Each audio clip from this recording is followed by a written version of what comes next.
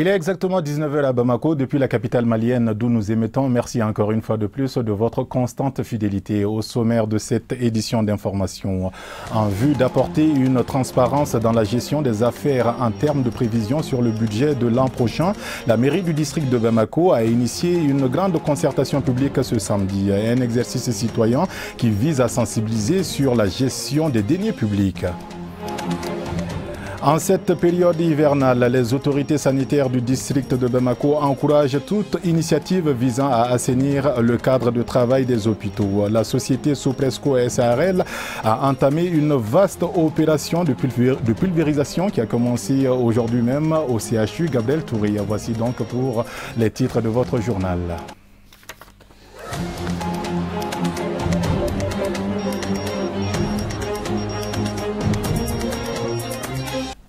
Samedi 19 octobre 2019, merci encore une fois de plus à vous qui nous rejoignez dans cette nouvelle édition d'information sur Chérif la télévision. Comme je viens de vous l'annoncer, débat public, un grand débat public s'est tenu ce samedi matin portant sur la présentation du budget primitif de l'exercice 2020 de la mairie du district de Bamako.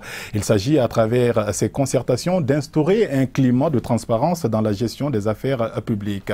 La cérémonie qui s'est déroulée ce samedi matin a regroupé plusieurs centaines de participants dans l'enceinte de l'hôtel de ville de Bamako. C'est un reportage signé Kola Hamadoun Diallo, Fousséni Keita, et la voix est celle de Moussa Famba. Taxe de développement régional et local TDRL. Le budget de l'année 2019 de la mairie du district de Bamako est estimé à plus de 48 milliards de francs CFA, constitué en dépenses et en recettes. Ce budget, qui est soumis à la collectivité pour un débat public, prend en compte tous les secteurs de développement du district, notamment la santé des populations, l'éducation, la sécurité, la construction et la réalisation d'infrastructures. L'ensemble du secteur qui intervient dans différents domaines à Bamako était présent. Et nous souhaitons effectivement l'implication davantage de la presse et de toutes les sensibilités dont vous venez de parler au niveau du culte d'une manière générale, de l'ensemble des religions, des leaders d'opinion, et que la communication soit permanente. Et cette pédagogie des répétitions fera que les gens vont adhérer. Quand les gens adhèrent, nous allons sentir avec le budget. Est-ce que les taxes, le paiement des taxes va évoluer? Est-ce que les recettes vont augmenter? Est-ce que l'engagement des uns et des autres se fera en faveur de la mairie? Et c'est dans ce sens-là que nous pourrons faire ce contrôle. Une collectivité sans l'accompagnement des populations, ses missions sont vouées à l'échec, dira le maire du district de Bamako. C'est pourquoi il invite les populations à s'acquitter de leurs taxes et à un changement de comportement et de mentalité des Bamakois pour réussir les missions qui s'imposent à sa collectivité. C'est une tradition qui s'instaure de plus en plus et qui est vraiment inévitable. Vous avez vu que lors des débats, il y a une question qui est ressortie qui est assez importante, qu'il y a une crise de confiance entre les populations et les élus et la municipalité. Et c'est justement parce que l'État a compris ces problèmes que l'État est parti à la décentralisation pour que le développement soit participatif. Que ce monde-là arrive dans tous les secteurs, c'est ce que nous souhaitons. Et nous sommes très contents qu'il y ait eu ces débats. Effectivement, c'est long. Souvent, les gens ont l'impression effectivement qu'il y a une répétition. Ce n'est pas grave. Avec la répétition, les gens retiennent beaucoup. Donc c'est pour cette raison, nous remercions encore l'ensemble des participants. Et surtout vous de la presse, nous pensons effectivement que vous allez nous aider à relayer l'information auprès du plus grand public. Sans les taxes, il n'y a pas de cité. Dans toutes les villes modernes, je pense que c'est indispensable. C'est le devoir du citoyen de payer la taxe pour le développement de sa cité. Et donc quand ces paiements manquent, il y a l'essentiel qui manque. Ce débat public qui donne la parole aux populations du district de Bamako a permis aux habitants de faire des critiques et des suggestions, mais aussi de saluer et encourager certaines réalisations entreprises par le maire du district de Bamako. On pouvait également noter la présence du maire de Kidal à la cérémonie. Voilà donc une initiative citoyenne qui fera sans nul doute tache d'huile. Je vous en parlais également en début d'édition. La Sopresco SARL, la société de prestation de services et de commerce, a initié une journée de pulvérisation à l'hôpital Gabriel Touré. L'objectif étant bien évidemment de contribuer à l'amélioration de l'hygiène sanitaire pour une meilleure prise en charge des patients. C'était ce samedi matin en présence des équipes compétentes de la dite société. Étaient également présents nos reporters Tata Touré et Abdraman Malé. Voici leur compte-rendu. Ce matin, on est venu juste seulement pour pulvériser et désinfecter, quoi. les locaux et la cour 10 appartements. Voilà. Comme tout récemment, on a vu des informations sur les réseaux sociaux. Bon, il paraît qu'il y avait beaucoup de cafards, des fourmis. Bon, comme on a vu vraiment, on peut intervenir, on est venu. Bon, nous sommes en train d'essayer de faire de notre mieux. Voilà. Oui, bon, nous sommes une société de prestations de services. On fait le nettoyage, on fait les prestations de services, on fait la sécurité, etc., etc. Bon, je demande à tous les Maliens de faire comme nous, comme le Mali nous appartient tous.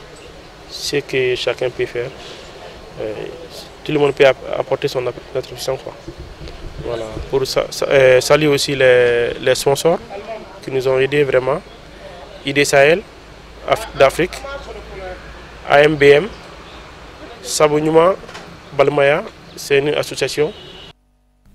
Voilà donc une autre initiative à saluer. La 25e édition du mois de la solidarité et de la lutte contre l'exclusion sociale a été lancée depuis le 14 octobre dernier. Et c'est dans cette optique que l'association des malades porteurs de grosses jambes a initié sa 3e journée de soins au Centre national d'appui à la lutte contre la maladie CNAM. C'était ce vendredi 18 octobre en présence du représentant du ministre de la Santé et des Affaires sociales.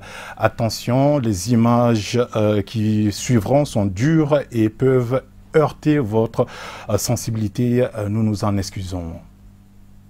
La première origine, la première cause au Mali, c'est surtout l'infection filarienne et suivi des infections bactériennes. Donc l'infection filarienne, il y a les 2 complications majeures de l'infection filarienne connues, ça c'est le lymphédème et l'éléphantiasis. Maintenant, l'hydrocèle est la 3e complication, mais il y a même les gros bras qui sont rares chez nous. Mais c'est surtout l'infection filarienne provoque surtout les 3 complications majeures chez nous, qui sont les plus fréquentes chez nous. Le lymphédème filarien, l'éléphantiasis filarien, l'hydrocèle et rarement on a les gros bras qui sont fréquents dans d'autres pays.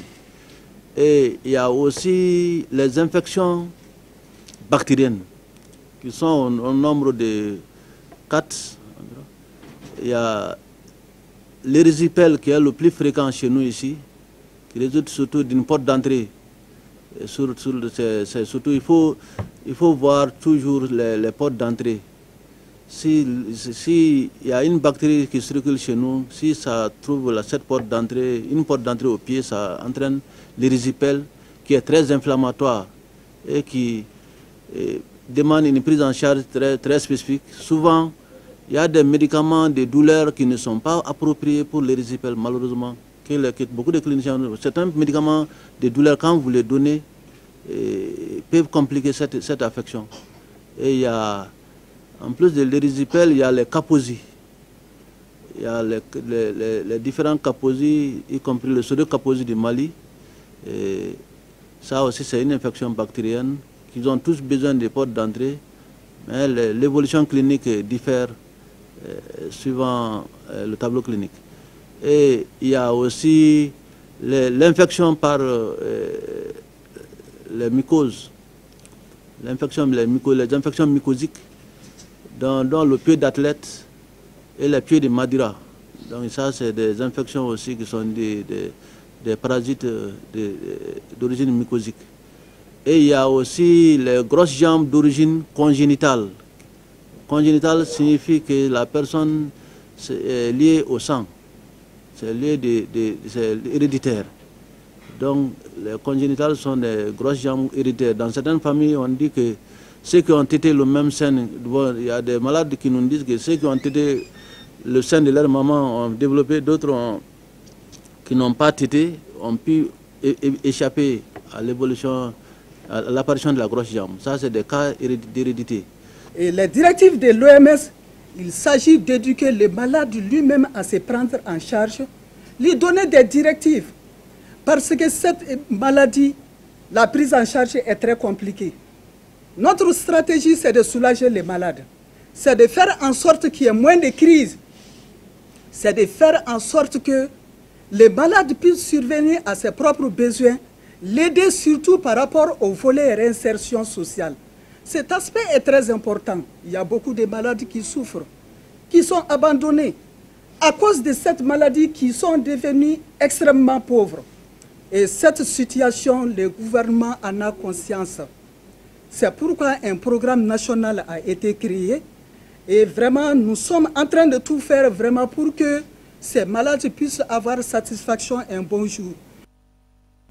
Voilà des propos recueillis par Tata Touré et Seydou Onyaré. Parlons tout autre chose à présent dans ce journal tenu ce samedi de la deuxième assemblée générale de l'association des actionnaires retraités de la Sotelma SA, en abrégé ARSSA, présidée par le représentant du ministre de la Communication, porte-parole du gouvernement. Les travaux se sont donc déroulés aujourd'hui même à la maison des aînés à Amdalaï ACI 2000. Et voici donc les détails avec Abdul Karim Sako et Ibrahim Koulibaly, IB. Les actionnaires retraités de la Sotelma SA ont massivement répondu présents à cette assemblée générale, deuxième du genre de leur association. Entouré du représentant du directeur général de la Sotelma ainsi que celui du PCA de la Sotelma, c'est le représentant du ministre de la Communication chargé des relations avec les institutions porte-parole du gouvernement qui a donné le coup d'envoi des travaux de cette assemblée générale de l'ARSSA. Au nombre des points inscrits à l'ordre du jour figure la révision du statut règlement de l'association et le renouvellement du bureau. Quant au président, il a saisi l'occasion pour remercier la direction générale de la Sotelma avant de rappeler les motivations de la création de l'association des actionnaires retraités de la Sotelma SA. Distingués invités, mesdames et messieurs, les motivations de création de cette association sont entre autres le sentiment d'appartenance et de fierté à l'entreprise Sotelma Malitel qui nous a construits. Le regroupement de tous les actionnaires et retraités et les héritiers des défunts actionnaires et les informer de tout ce qui concerne l'actionnariat salarié au sein de la Sotelma SA. Animer une vie associative autour de l'actionnariat salarié pour mieux se retrouver, dialoguer et s'entraider entre actionnaires et retraités et les héritiers des actionnaires défunts. Apporter notre soutien en soumettant des propositions à la direction de l'entreprise pour son épanouissement. Étant donné que l'actionnariat salarié est dynamique, les actionnaires salariés détiennent 10% des actions dans le capital de la Sotelma SA. Il est important de signaler à ce jour, les retraités actionnaires et les héritiers des défunts actionnaires représentent plus de 68% des actionnaires salariés. Avant de terminer, permettez-moi de réitérer toute la reconnaissance de l'association dont les premiers pas ont été rendus possibles grâce à votre volonté d'y croire, à son utilité de renforcer nos liens sociaux et surtout notre appartenance à l'entreprise Sotelma Malitel. Le représentant du ministre de la Communication, porte-parole du gouvernement, au nom du ministre, a salué l'initiative de la création de cette association. Il a par ailleurs réitéré la disponibilité du département de la communication à accompagner les actionnaires retraités de la Sotelma pour l'atteinte des objectifs de leur association, tout en saluant au passage les efforts de l'État malien en faveur des retraités de la Société des télécommunications du Mali SA. Le ministère de la Communication que je représente ici, dans la mesure de ses possibilités, ne ménagera aucun effort pour réserver une suite favorable aux conclusions de vos travaux et vous aider dans votre mission si exaltante au service d'une entreprise que vous chérissez au fond de votre cœur. En plus de la photo de famille, une minute de silence a été observée à la mémoire de Souleymane Diallo, récemment arraché à l'affection de l'association des actionnaires retraités de la Sotelma SA. Voilà donc, des individus mal intentionnés s'activent à s'aimer le trouble dans le milieu dogon. Des ennemis donc du Mali qui veulent mettre la confusion dans la tête des paisibles citoyens en s'adonnant au vol de bétail, à la destruction des Togounas en milieu dogon et à des exactions sommaires. Donc c'est pour alerter l'opinion nationale et internationale et surtout alerté les autorités maliennes que l'association malienne pour la protection et la promotion de la culture Dogon a animé une conférence de presse ce samedi matin sur le thème situation sécuritaire et vol de bétail au pays Dogon, dirigé par son président, Monsieur Mamadou Togo. C'était à la maison de la presse de Bamako. Je vous propose d'écouter quelques témoignages de sa part, justement. Il est au micro de Kadidiatou Mbaye et de Sédou Nyareya. Et quand vous brûlez les Togona, ça, c'est des objets culturels.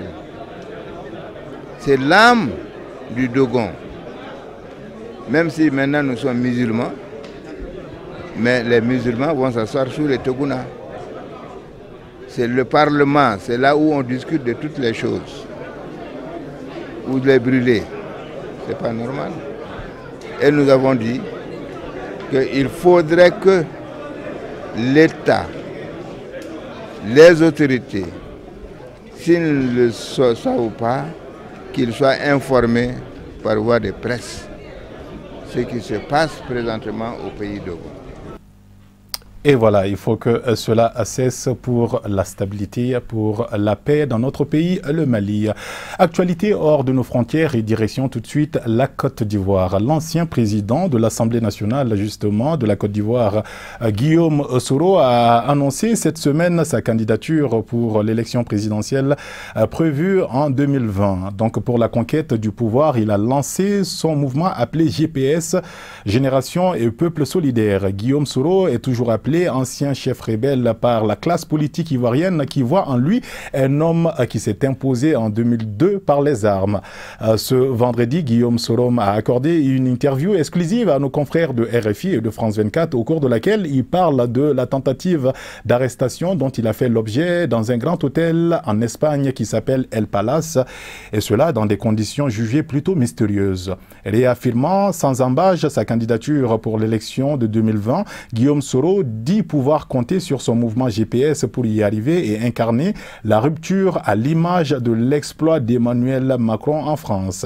Au cours de l'entretien, il affirme craindre de voir son pays à nouveau brûlé, car la commission électorale indépendante CEI resterait toujours à la solde du pouvoir et donc n'inspire pas réellement confiance pour garantir des élections libres et transparentes dans son pays. En ce qui concerne ses relations avec le président Alassane Ouattara, il confirme plutôt avoir rompu avec lui sur le plan politique car il a déjà lancé son propre mouvement. Néanmoins, Guillaume Soro dit avoir beaucoup de respect pour son ancien allié, c'est-à-dire l'actuel président Alassane Draman Ouattara. Voilà donc ceci va nous conduire tout de suite pour l'actualité hors de nos frontières, et la compilation d'aujourd'hui vous est offerte par Abdul Karim Sako.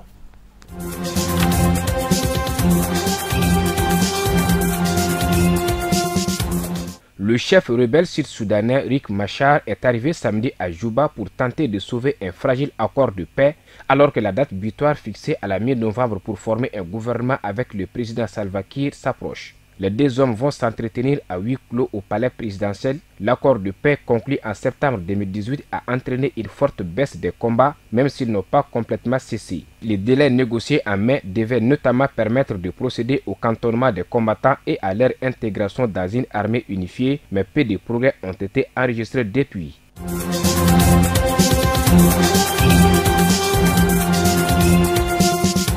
Les Mozambicains ont voté mardi pour des élections présidentielles, législatives et provinciales dans un climat de vives tensions. Alors que le dépouillement des votes se poursuit, les observateurs de l'Union européenne condamnent les violences préélectorales qui ont conduit à la mort d'un observateur électoral assassiné dans son véhicule par des hommes armés. Nous condamnons fermement de tels actes et les responsables doivent être traduits en justice, demande José Manuel García Margallo, président de la délégation des membres du Parlement européen.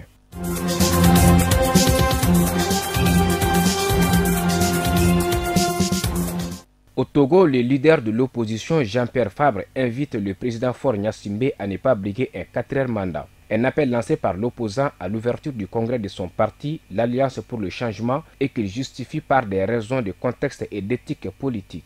Le chef de l'État, qui aura accompli en 2020 3 mandats de 5 ans chacun à la tête de l'État, ne peut plus briguer un 4e mandat présidentiel sans créer un climat de tensions sociopolitiques et d'insécurité pour les populations, a notamment expliqué Jean-Pierre Fabre. Ce dernier devrait être investi à l'issue du congrès pour représenter son parti à cette présidentielle.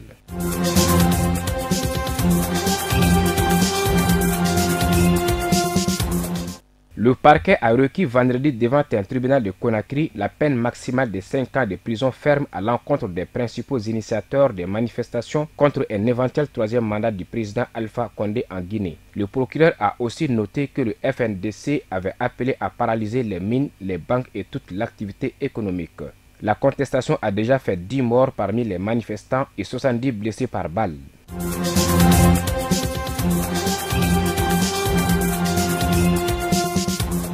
Le chaos a régné à Barcelone vendredi soir après de violents affrontements entre manifestants et forces de l'ordre en plein centre-ville. Plus de 500 000 personnes avaient défilé dans l'après-midi contre la condamnation de leaders indépendantistes. Née de la frustration d'une partie de la base indépendantiste, 2 ans après l'échec de la tentative de sécession de 2017, ces violences ont marqué un tournant pour le mouvement séparatiste qui s'est toujours targué d'être non violent. En Catalogne, la question de l'indépendance divise la population en deux. D'après un sondage rendu public en juillet par le gouvernement régional, 44% de la population y est favorable alors que 48% est opposée. «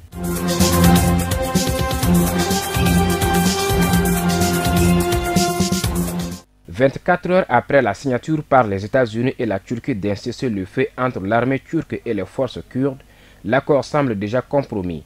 Les forces armées turques respectent totalement l'accord négocié jeudi avec les États-Unis, a déclaré le ministère de la Défense dans un communiqué. Malgré cela, des terroristes, terme utilisé par la Turquie, ont mené un total de 14 attaques dans les dernières 36 heures. Le ministère a précisé que 12 des attaques provenaient de la ville frontalière syrienne de Ras al-Ain et une autre de la région de Tal Tamr, indiquant que divers armements légers et lourds dont des roquettes avaient été utilisés.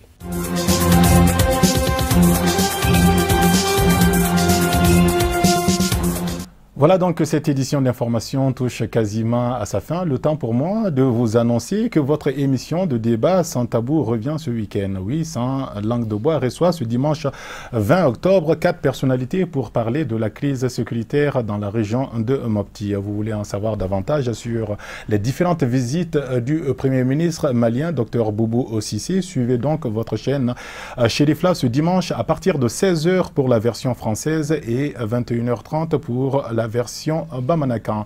Excellente suite de programmes sur Chérifla à télévision et bon week-end à toutes et à tous. À très vite pour d'autres news. Merci.